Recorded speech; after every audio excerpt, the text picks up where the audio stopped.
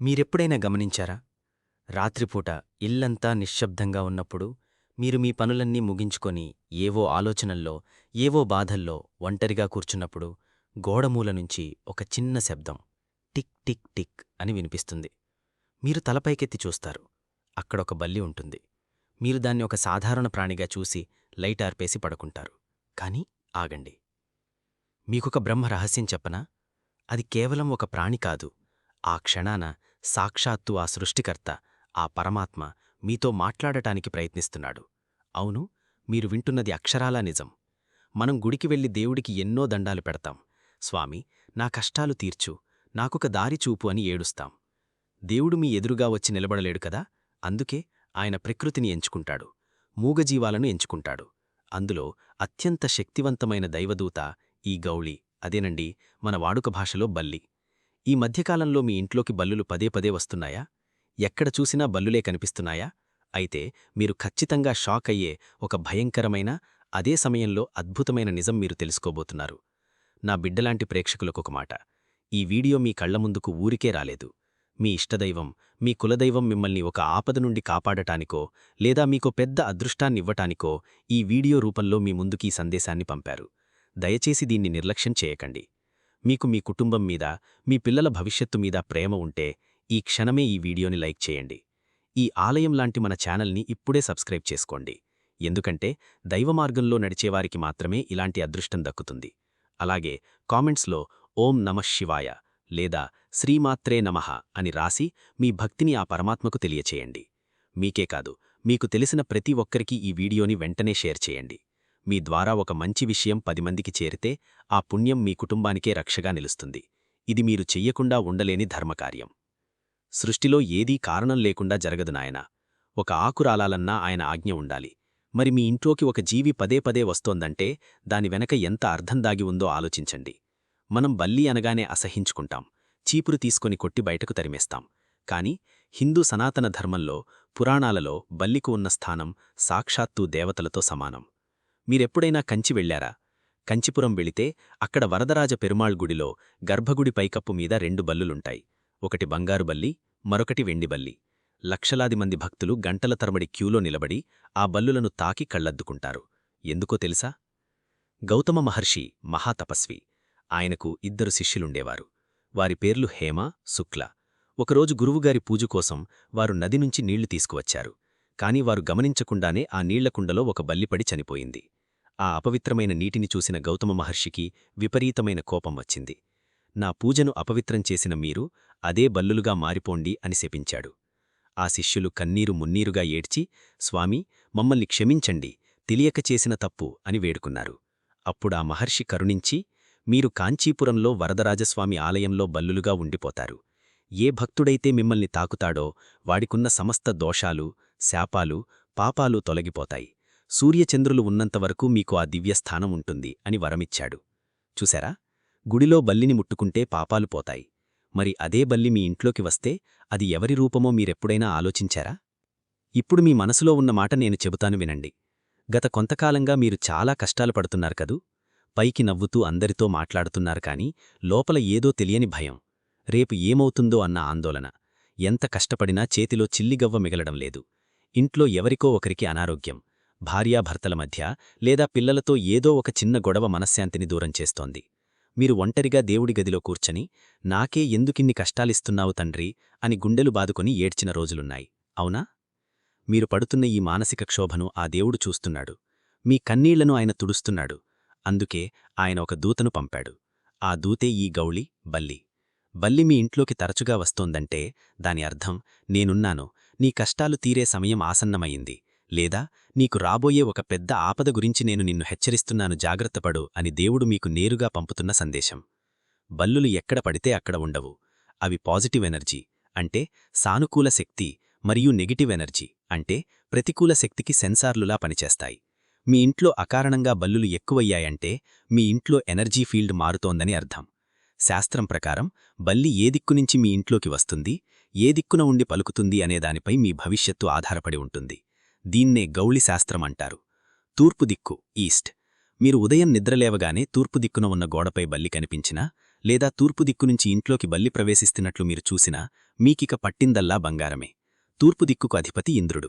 మీ వృత్తిలో, వ్యాపారంలో మీకు రావలసిన డబ్బు ఎక్కడో ఆగిపోయి ఉంటే అది త్వరలో మీ చేతికి రాబోతోందని అర్థం. మీ ఇంట్లో ఒక శుభకార్యం జరగబోతోంది అని దానికి సంకేతం. ఆ క్షణంలో బల్లిని చూసి 2 చేతులూ జోడించి దండం పెట్టుకోండి. పడమర దిక్కు, వెస్ట్. పడమర దిక్కు నుంచి బల్లి వస్తే దానికి అధిపతి వరుణదేవుడు. ఇది కొంచెం జాగ్రత్తగా ఉండాల్సిన సమయం. మీ ఇంట్లో జలసంబంధమైన దోషాలు ఉన్నాయని, లేదా మీ బంధువులతో, మీకు అత్యంత ఇష్టమైన వారితో మీకు గొడవలు రాబోతున్నాయని ఇది సూచిస్తుంది. మీ మాట జారి ఎవరినైనా బాధపెట్టే అవకాశముంది. కాబట్టి ఆ సమయంలో దైవనామస్మరణ చేస్తూ నోటిని అదుపులో పెట్టుకోవాలి. ఇది దేవుడు మీకిస్తున్న ఒక తండ్రిలాంటి హెచ్చరిక. ఉత్తర దిక్కు, నార్త్. ఉత్తరం కుబేరస్థానం. బల్లి గనక ఉత్తరం వైపు నుంచి మీ ఇంట్లోకి వస్తే రాసిపెట్టుకోండి, మీ జీవితంలో ఒక అద్భుతం జరగబోతోంది. మీరు ఎప్పుడూ ఊహించని మార్గాల ద్వారా మీకు ధనలాభం కలగబోతోంది. ఒక కొత్త ఉద్యోగం కానీ, ప్రమోషన్ కానీ, లేదా మీరు ఎప్పటినుంచో ఎదురుచూస్తున్న ఒక సంతోషకరమైన వార్త మీ గుమ్మం తొక్కబోతోందని సాక్షాత్తు ఆ కుబేరుడు పంపుతున్న లక్ష్మీ కటాక్షమది. దక్షిణ దిక్కు, సౌత్. ఇక్కడ మీరు చాలా అప్రమత్తంగా ఉండాలి. దక్షిణం యమస్థానం. దక్షిణం దిక్కు గోడపై బల్లి పదే పదే కనిపించినా, ఆ దిక్కునుంచి ఇంట్లోకి వస్తున్నా అది ఒక ప్రమాద ఘంటిక. మీ ఆరోగ్య విషయంలో గాని, మీ ఇంట్లోని పెద్దల ఆరోగ్య విషయంలో గాని మీరు నిర్లక్ష్యంగా ఉండకూడదు. వాహనాలు నడిపేటప్పుడు జాగ్రత్తగా ఉండాలి. ఇది విని మీరు భయపడకూడదు. ఒక గురువుగా నేను మీకు భయం చెప్పటం లేదు, జాగ్రత్త చెబుతున్నాను. వర్షం రాబోతోందని తెలిస్తే గొడుగు ఎలా పట్టుకుంటామో, ఆపద రాబోతోందని బల్లి ద్వారా దేవుడు చెప్పినప్పుడు మనం భక్తి అనే గొడుగు పట్టుకోవాలి. చాలామందికి ఒక అనుమానం ఉంటుంది. పంతులుగారు, మా పూజగదిలో దేవుడి పటాల వెనక బల్లి ఉంటోంది. మేము దీపం వెలిగిస్తుంటే అది చూస్తూ ఉంటోంది. ఇది అపవిత్రం కదా అని అడుగుతుంటారు. ఎంత అమాయకత్వం నాయనా! బల్లి దేవుడి గదిలో ఉంటే అది అపవిత్రమెలా అవుతుంది? నేను ముందే చెప్పాను, అది బల్లి కాదు, మీ పితృదేవతలు లేదా సాక్షాత్తు మీ కులదైవం యొక్క ప్రతిరూపం. మీరు రోజూ చేస్తున్న పూజ, మీరు పెడుతున్న నైవేద్యం, మీరు చదువుతున్న మంత్రాలు దేవుడికి చేరుతున్నాయో లేదో అని చూడటానికి వచ్చిన సాక్షాత్తు ఆ కంచి వరదరాజస్వామి ప్రతిరూపమది. దేవుడి పటాల వెనక బల్లి ఉంటే మీ ఇల్లు సురక్షితమైన దైవీక వలయంలో, అంటే డివైన్ ఔరాలో ఉందని అర్థం. అయితే ఒక్క విషయం, పూజమందిరంలో బల్లి ఉన్నప్పుడు మీ పూజలో స్వచ్ఛత ఉండాలి. కోపంతో, చిరాకుతో దేవుడికి దీపం పెట్టకండి. ప్రశాంతమైన మనస్సుతో పూజ చెయ్యండి. అప్పుడు ఆ బల్లి మీకు సర్వశుభాలను ప్రసాదిస్తుంది. మీరు ఎవరితోనైనా ఒక ముఖ్యమైన విషయం మాట్లాడుతున్నారు. ఈ పని చేస్తే బాగుంటుంది, ఈ సంబంధం కలుపుకుందాం, ఈ ఇల్లు కొందామని మీరు ఒక నిర్ణయానికి వస్తున్న ఆ క్షణంలో ఎక్కడినుంచో బల్లి టిక్ టిక్ టిక్ అని పలుకుతుంది. వెంటనే మన పెద్దవాళ్లు, అదిగో బల్లి పలికింది, ఆ పని వెంటనే చెయ్యండి, తిరుగులేదు అంటారు. ఎందుకంటే బల్లి పలుకును ఆ పరమశివుడి డమరుకు నాదంగా భావిస్తుంది మన సనాతన ధర్మం. మీరు సరైన నిర్ణయం తీసుకుంటున్నప్పుడు ఆ ప్రకృతి ఆమోదం తెలుపుతూ బల్లి రూపంలో శబ్దం చేస్తుంది. అదే మీరు తప్పుడు నిర్ణయం తీసుకుంటున్నప్పుడు కూడా ఆపి ఆలోచించమని హెచ్చరిస్తుంది. మీరు ఒంటరిగా ఉండి కన్నీరు కారుస్తున్నప్పుడు బల్లి పలికితే ఏడవకు, నేనున్నాను అని ఆ జగన్మాత ఇస్తున్న ఓదార్పు అది. ఈసారి బల్లి పలికినప్పుడు భయపడకండి, కళ్ళు మూసుకొని నారాయణ అని స్మరించుకోండి. ఆ శబ్దం మీ నరనరాల్లో ఒక పాజిటివ్ వైబ్రేషన్ని నింపుతుంది. ఇక మనందర్నీ భయపెట్టే అతి పెద్ద విషయం బల్లి మీద పడటం. పొరపాటున బల్లి మీద పడితే చాలు, గుండె ఆగిపోయినంత పనవుతుంది. తలమీద పడితే మరణమని, భుజం మీద పడితే కష్టాలని, కాలిమీద పడితే ప్రయాణాలని ఎన్నో అనుమానాలు.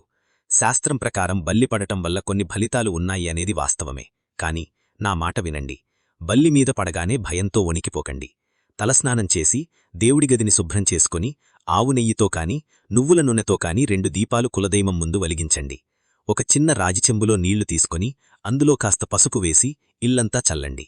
వీలైతే గోదానం చెయ్యండి, లేదా గుడికి వెళ్లి నవగ్రహాలకు ప్రదక్షిణలు చేసి పేదవారికి కొంత అన్నదానం చెయ్యండి. అంతకంటే పెద్ద పరిహారం ఈ సృష్టిలో లేదు. దేవుడికి మీ భయం అక్కర్లేదు, మీ భక్తి కావాలి. ఒక చిన్న పారాయణం, ఒక చిన్న దీపారాధన సమస్త అరిష్టాలను బూడిద చేస్తాయి. మీరు నమ్మాల్సింది ఆ పరమాత్మను, మీ కర్మను. నా ప్రియమైన ఆత్మీయులారా, ఒక పూజారిగా, ఒక తండ్రిగా, ఒక శ్రేయోభిలాషిగా ఈ సత్యాలన్నీ మీకు చెప్పాను. మీ ఇంట్లోకి బల్లి వస్తోందంటే అది కేవలం ఒక జీవిరాక కాదు, అది దైవం యొక్క రాక. మీ కన్నీళ్లకు దొరుకుతున్న సమాధానం, మీ కష్టాలకు రాబోతున్న ముగింపు. నేను చెప్పిన ఈ మాటలు మీ హృదయాన్ని తాకాయని నేను నమ్ముతున్నాను. మీరు పడుతున్న ఈ నిశ్శబ్ద పోరాటంలో ఆ దేవుడు మీకు ఎప్పుడూ తోడుంటాడు. ఇంతటి బ్రహ్మరహస్యాన్ని తెలుసుకున్న తర్వాత కూడా మీరు ఈ వీడియోని ఇతరులతో పంచుకోకపోతే అది మీలోని స్వార్థాన్ని సూచిస్తుంది. ధర్మం అనేది పంచుకుంటేనే పెరుగుతుంది. దయచేసి ఈ వీడియోని మీ బంధువులకు, మీ స్నేహితులకు, మీకు తెలిసిన ప్రతి వాట్సాప్ గ్రూప్లో వెంటనే షేర్ చేయండి. ఏ ఒక్కరు ఈ వీడియో చూసి వాళ్ల జీవితంలో ధైర్యం తెచ్చుకున్నా ఆ పుణ్యం మీ కుటుంబానికి శ్రీరామ రక్షగా నిలుస్తుంది. మీరింకా మన ఛానల్ని సబ్స్క్రైబ్ చేసుకోలేదా? దయచేసి ఇప్పుడే చేసుకోండి. ఈ ఛానల్ సబ్స్క్రైబ్ చేయటమంటే ఒక మంచి పనికి మీరు వేస్తున్న పునాదిరాయిలాంటిది. లైక్ బటన్ నొక్కటం ద్వారా మీరు ఈ ధర్మ ప్రచారంలో పాలు పంచుకుంటున్నారు. చివరిగా మీ మనసులోని భారాన్ని దించేయండి. కామెంట్స్లో ఓం కంచి వరదరాజ స్వామియే నమః లేదా మీ ఇష్టదైవం పేరు రాయండి. కామెంట్ చేసిన ప్రతి ఒక్కరి కష్టాలు ఆ దేవుడు తీర్చాలని, మీ ఇల్లు ఆయురారోగ్యాలతో అష్టైశ్వర్యాలతో కలకలలాడాలని ఆ పరమేశ్వరుణ్ణి నేను మనసారా ప్రార్థిస్తున్నాను. మీరంతా చల్లగా ఉండాలి నాయనా. స్వస్తి. లోకా సమస్తా సుఖినో భవంతు.